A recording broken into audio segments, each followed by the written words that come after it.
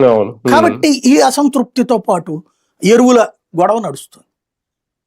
ఇవన్నీ పబ్లిక్ లో వస్తున్న సమస్యలు. నిజంగా చెప్పాలంటే వైసీపీ దాని మీద అడ్రస్ చేస్తుంది చాలా పరిమితం. మెడికల్ పీపీపీ ఇష్యూలో చేసినంత వీటిలో చేయలేకపోతుంది. వైసీపీ ప్రతిపక్షంగా దాంతో మార్కులు వేయాలంటే 20 మార్కులకు మించి వేయలేం అక్కడ, అంతే ఉంది.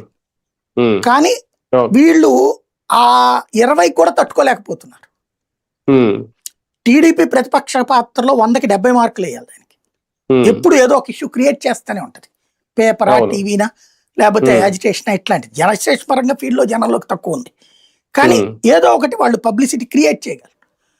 ఒక సైకలాజికల్ గా మనల్ని డిబేట్ లోకి తీసుకెళ్లగలరు. వైసీపీకి చేత కాదు.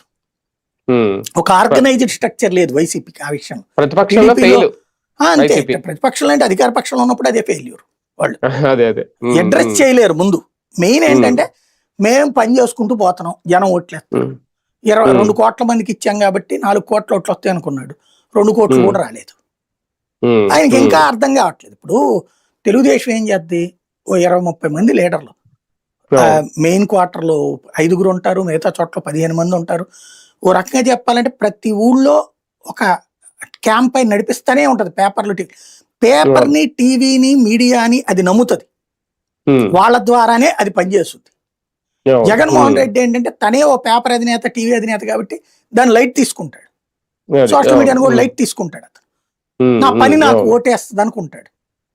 నీ పని నీకు ఓటేస్తే క్రిందటిసారి నువ్వు అధికారంలోకి భారీ మెజార్టీతో రావాలి.